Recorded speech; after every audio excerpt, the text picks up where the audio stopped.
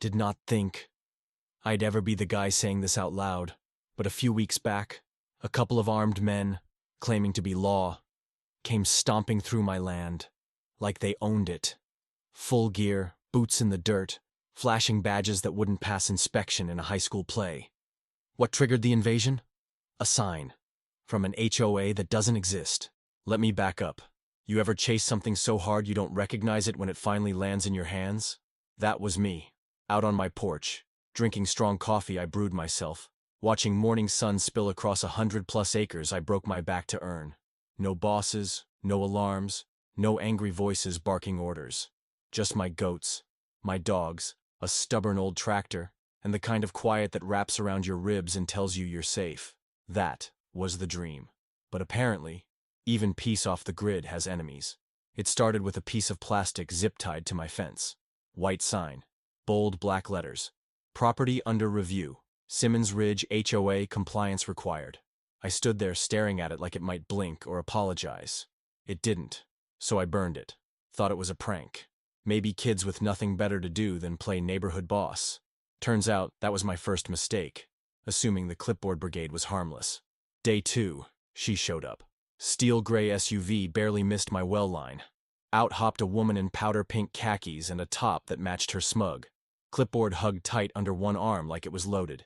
She scanned the land like it offended her.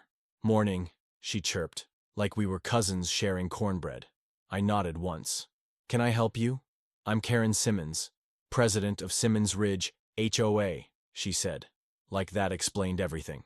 Thought I'd welcome you to the community. I raised a brow. Didn't know dirt roads and livestock counted as a community. She chuckled. We're a chartered preservation district. Visual, environmental, and noise regulations apply. We're still in the education phase. Citations begin next month.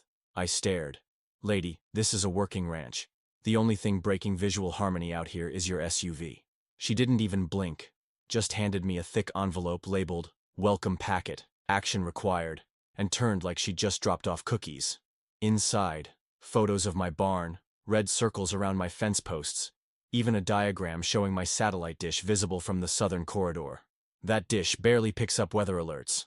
I didn't toss the papers. I burned those too. 2 days later, signs came back, laminated now, nailed up high.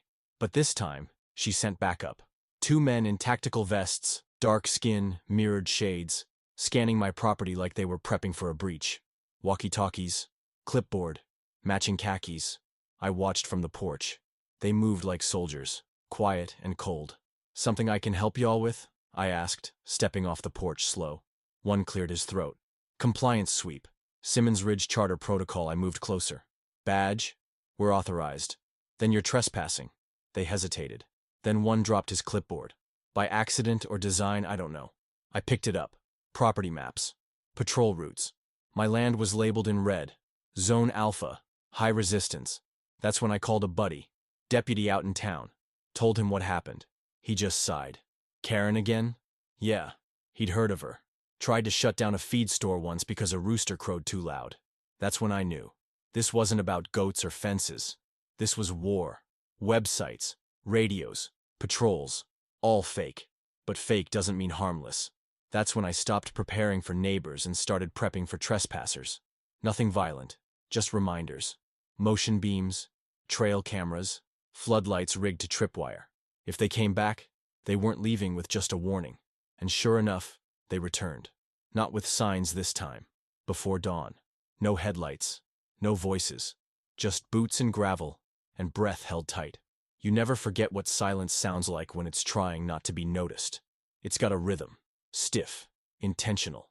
Too precise to be wind. Too human to be wildlife. I didn't run. Didn't even flinch. Just grabbed my mug, still warm from yesterday's half-brewed regret, and slipped into my boots like I was going to check the weather. Didn't need to see to know. I could feel them. Same uniforms, same posture, same quiet. Karen's goons. Only this time, they brought friends. I moved through the house without turning on a single light, muscles calm from memory. I'd felt this kind of weight before, in places with sandstorms and steel in the sky. Out the side window, I spotted them. 5, maybe 6. No headlights. Headlamps now, glowing like third eyes on their foreheads. They looked like they were filming a low-budget military documentary. 3 peeled off toward the goat pens. 2 held back by the gate. Then I heard it.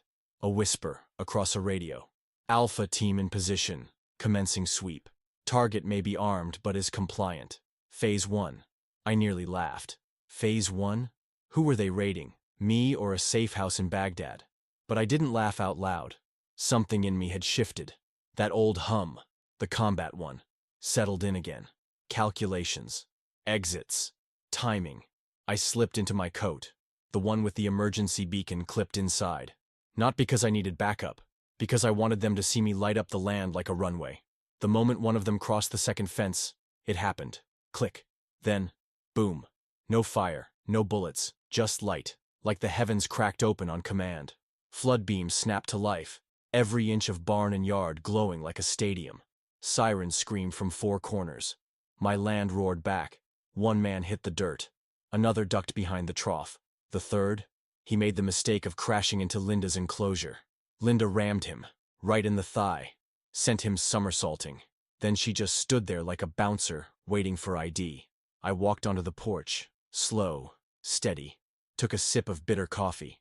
"Morning, fellas," I called out. "Y'all bringing muffins or just the drama?"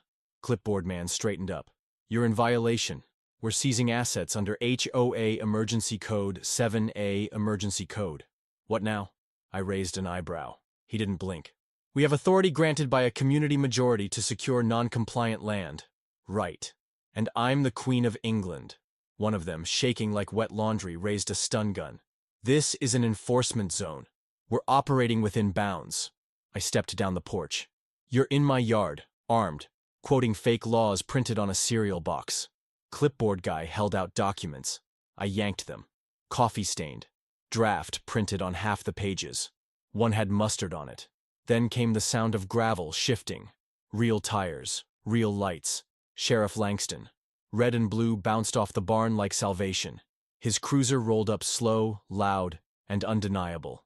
The fake officers froze. One muttered, "Abort." Too late. Langston stepped out, squinting at the chaos. One man still flopped under Linda's glare. Another had his face pressed in the dirt like it owed him sanctuary. "Jesus," the sheriff muttered. "Yeah. Welcome to Simmons Ridge." Langston looked me straight in the eye. "Callahan, what the hell is this? Some off-brand theater rehearsal?" I shrugged. "Opening act. HOA's Special Forces." He turned to the crew. "Hands where I can see 'em. Drop the clipboards." One of them actually muttered, "We're operating under civilian compliance jurisdiction." Langston walked right up, grabbed the badge on his vest, and peeled it clean off. "This says Compliance Officer, Tier 2. You're lucky it doesn't say Mall Security." He held up a binder. Leather cover, handmade. Title on the front. Simmons Valley Compliance Authority. Internal Codex. Inside, color-coded tabs, laminated pages, fake rank charts. He flipped a few open. Class 1 violation, fence not in line. Class 2, unauthorized rooster noise. Class 3, hostile resident behavior. He shut it. I've seen pyramid schemes with less paperwork. One of them blurted, "We were following protocol." Langston glanced at me. I didn't blink. "Karen, 3 arrests, 2 written complaints, and she's still out here pulling stunts like this?" He wasn't asking. Then he found a list tucked in the back of the binder. Names. Mine was red. Obstructionist. High threat. Others were crossed out. Langston frowned. "You recognize these?" I nodded. "Used to be neighbors. 2 moved out. 1 just vanished." "This isn't some HOA cosplay," he said. "It's a coordinated operation." He let out a slow breath. "I'll bring in fraud investigators. Maybe even federal." I didn't say anything. I already knew. That night, I got a certified envelope in the mail. Karen was suing me for disrupting a sanctioned community action, for obstructing her volunteer enforcement team, for interfering with a land reclamation initiative. Real legal terms, real lawyer's name on the letter. Somebody was backing her, and tucked in the envelope was another list. Names again. Not just mine, but one name stopped me cold. A man who helped me raise my barn, drank beer with me on this porch. Next to his name, informant. They always say power corrupts. What they don't say is how fast it happens when all it takes is a clipboard and someone willing to believe it's real. Karen didn't fold. She doubled down. Started with flyers. Not just in mailboxes. nailed into the ground like warning flags. Black and white, aerial photo of my ranch, labeled Zone B, non-compliant, high risk. Bullet points underneath: unauthorized livestock, improper fencing, hostile behavior toward enforcement officers. And the last line: subject has refused reintegration. Neighbors advised to avoid contact. It worked. The guy who used to wave at me stopped making eye contact. The feed supplier quietly raised his prices. Someone from last year's cookout posted in the community forum: "We support order. We support standards. If you're not part of the solution, you're part of the risk." One afternoon I stood in my own field, staring at a flyer warning about my aggressive goats. That's when it hit me. This wasn't about a fence or livestock. This was a takeover. Then came the rally. No chairs, no permits. Just Karen, a folding table, a microphone, and a sign behind her that read, "Emergency Compliance Briefing, Tier 3 Response." I didn't hide, just stood across the street and watched. 15 people showed up. Some curious, some scared. A few wore HOA vests already. Karen tapped the mic. "We're under siege," she said. "And it's coming from within." She held up the flyer with my land on it. "This resident," she said, "has refused compliance for 3 consecutive cycles. He has verbally threatened officers. He refuses dialogue." She pointed straight at me. "He thinks he's untouchable. But no one is." She passed out her flyers like holy scripture, all fire and judgment. "He may call it freedom," she told them. "We call it disorder. We call it negligence." I shouted from across the road. "So a goat screaming at dawn is now a national threat?" Karen didn't even flinch. "Effective immediately," she declared. "The HOA is initiating community isolation protocol. No contact, no support, no engagement." Some folks nodded. A few clapped. That's when it hit me. This wasn't just fear. It was faith. She didn't have neighbors anymore. She had followers. That night, I found a laminated notice stuffed in my mailbox. No postage, just plastic. It read, "Resident Classification, Tier 3, Critical Non-Compliant." Under it, "Remove livestock, paint barn a neutral gray. Attend re-education seminar. Submit written apology to board." It even had a time and location for the seminar. Karen's garage. One session was titled, "Silent Fences, How Your Property Speaks for You." I didn't laugh, couldn't. It felt like satire written by Orwell's evil twin. Next day, 3 trail cams went dark. Checked the wiring, cut clean. Langston came by. "You think it's her?" "She's the only one who knew where they were." He nodded. "She's not bluffing anymore." That night, a white sedan parked 2 properties down. No plates, tinted windows, didn't move for hours. I watched it through binoculars. Eventually walked toward it, flashlight in hand. Engine roared. It tore off into the dark. The plates, registered to something called Community Horizon Outreach. The listed director? Karen Simmons. She'd built a shell nonprofit just to run surveillance. Then came Max, my border collie, 8 years old and smarter than most humans I've met. Found him curled behind the ATV, paw bleeding. Shards of green glass scattered near the barn's rear door. Someone planted it. Langston came fast, took samples. "This wasn't random," he said. "This was a message." I didn't shout, didn't break. Just held Max and whispered, "You're all right. I've got you." By morning, I'd had enough. I uploaded everything. The fake raid, the clipboards, the seizure threats, the flyers, Max's injury, the surveillance logs, even the fake HOA manual. Captioned it, "When your HOA thinks they're the FBI." It blew up. Hundreds of thousands of views, shares, comments from other rural owners seeing the same patterns in their towns. Karen's defenders went quiet. Half her team walked, but she didn't. 2 days later, she came to my door. No clipboard this time. Just a manila folder. No smile. "You think this is about goats?" she said. I didn't answer. "You think this ends with me?" She stepped closer, voice low. "You've kicked something you can't stop." She handed me the folder and walked away. Inside were emails, memos, a document stamped with seals I recognized from another lifetime. Top page read, "Regional Initiative, Rural Behavioral Management, Phase 2, Federal." This wasn't just HOA cosplay anymore. This was doctrine. My name, listed as Primary Resistance Node. I left the folder on the kitchen table for 6 hours. Not because I was scared, because I already knew. Langston came by later. I slid the folder across. He opened it, page by page. "Where'd you get this?" She gave it to me. Said I woke something up. He called the county attorney. She arrived same day. Sharp. Didn't blink. Brought a scanner, an investigator. They verified every seal, every code. You know this program? She asked. I know the people who built it. Within 24 hours, the state stepped in. Warrant issued. Karen's name tied to 5 cases. False citations, impersonation, real financial damages. This was about land, quiet consolidation, forced compliance through fear. Karen? She wasn't the author. She was the beta test. Langston showed up next morning with 2 agents. Warrant in hand. They knocked. No answer. Knocked again. Curtains moved. Then she opened the door. Same expression. Same clipboard. Like it came with immunity. Do you have a warrant? She asked. Flat as stone. Langston held it up without a word. You're making a mistake, she said. You first, he replied, stepping past her. The search started in her study. Books, maps, a binder full of HOA lies. But behind the shelf, Langston found the real treasure. A hidden panel, no knob, just a sliding latch. Inside, a second room, cold, controlled. Walls lined with binders, whiteboards, folders arranged with surgical precision. Names, faces, rotation schedules, monitors. 3 still frozen on paused camera feeds. 1 was my barn. Langston opened a binder marked Tier Guide. Next to it, others. Compliance scripts, corrective language index, reinforcement models, asset conversion plan, Phase 3 strategy outline. He flipped one open. Inside were files on me, name, land layout, routine. You're usually up around 4:50. Feed the animals before 6. Lights on past midnight some nights. No regular visitors. Pattern classification. Defiant, autonomous, vigilant. Langston looked at me. They weren't just watching you. They were studying you. Not just me, I said. He flipped again. 6 other residents. Categorized. Compliant, exit achieved, pending disruption. That last one?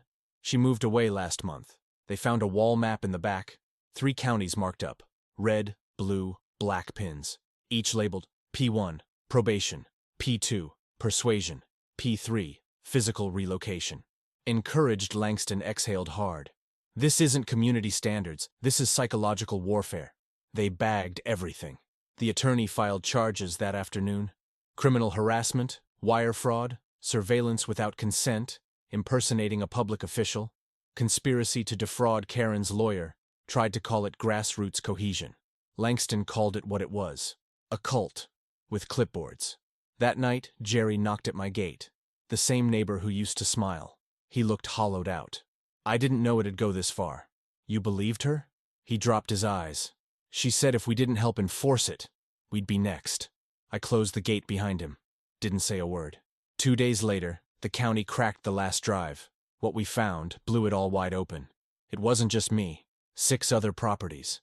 Video footage, drone logs, fencing reports, even audio from porch conversations.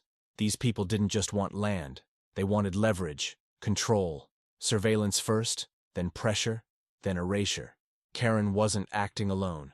One of the signatures on the phase proposal belonged to someone I knew, a former intel officer, retired. Last I heard, he was consulting in D.C. I wasn't shocked. I knew exactly what they do, and how far they'll go to keep their playbook from falling apart. There was one more drive, labeled Phase 4 Contingency. Encrypted. Didn't matter, because Phase 3 was about order. Phase 4?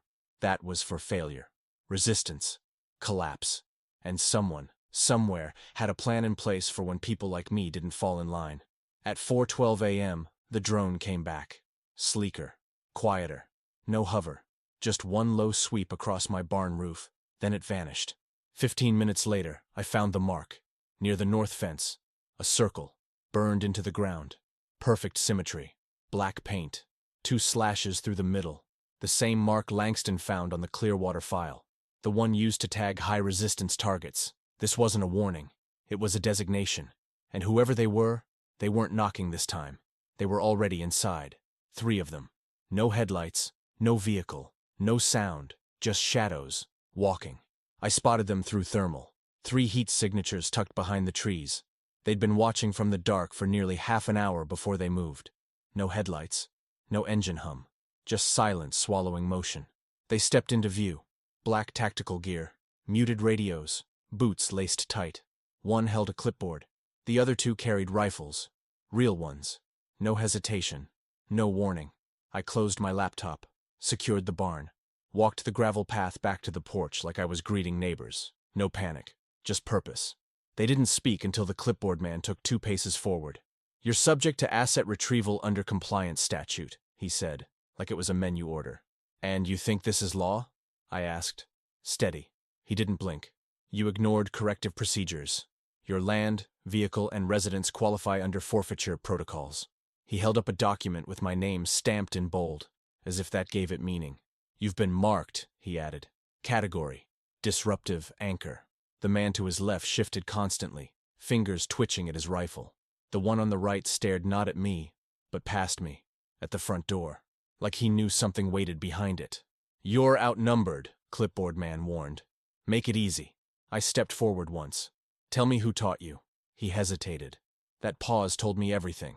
No badge, no rank, no real training. Just believers in a system built on fear. I stepped back and tapped my wristwatch.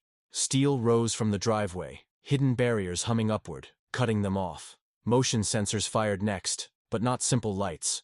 Red strobes, designed to disorient. Clipboard covered his face. The jittery one raised his weapon. Too late. From under the porch rail, 2 flash units detonated. No fire, just force. Sound cracked across the field, rattling their balance. While they staggered, I rolled beneath the side stairs and hit the buried trigger. An old theft trap I once set for rustlers. Across the field, shrieking sirens fired from hidden posts, designed to bounce and scatter off the barn's walls. The sound tore through them. The twitchy one dropped, weapon limp. I closed in, disarmed him, and planted him in the dirt hard enough to leave an imprint. The calm one turned to run, and stopped. Langston's cruiser sat behind them now. Quiet, lights off, but the barrel of his sidearm was loud enough. "Drop it." Clipboard man twitched. Langston didn't flinch. He fired a warning round, straight into the gravel between the man's boots. They dropped everything. 4 more emerged from the trees, hands high. 7 total. Armed, coached, shaken. Langston cuffed the first and looked at me. "They say this was only one piece." "They're not wrong," I said. He held up a patch from one of their vests. Phase 4, certification, enforcement unit. We both knew what that meant. At the station, 6 clammed up. But one, the quiet one, leaned in through the bars. "This isn't about you," he said. "You're just the mirror, the model." He smiled. They needed to see what wouldn't break. Then he was gone. The searches turned up IDs, schedules, playbooks. One had a printed training guide titled "Rapid Engagement for Civilian Disruption Events." Another carried a laminated citizen authority pass. And one photo, 10 people in uniform, Karen in the middle. Label, Unit 7. There were others. That night Langston stood beside me on the porch.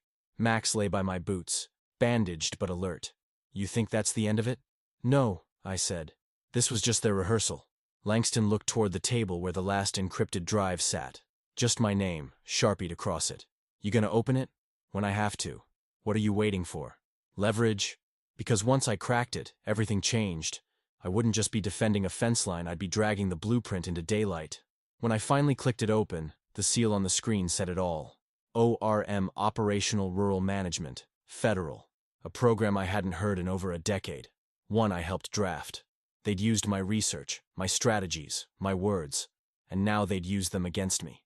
Inside were 4 phases: infiltration, indoctrination, suppression, and now, correction. Every folder had my name, my life cataloged, even old calls from back when I thought I was helping. They built the system on my back, and used Karen as the pilot.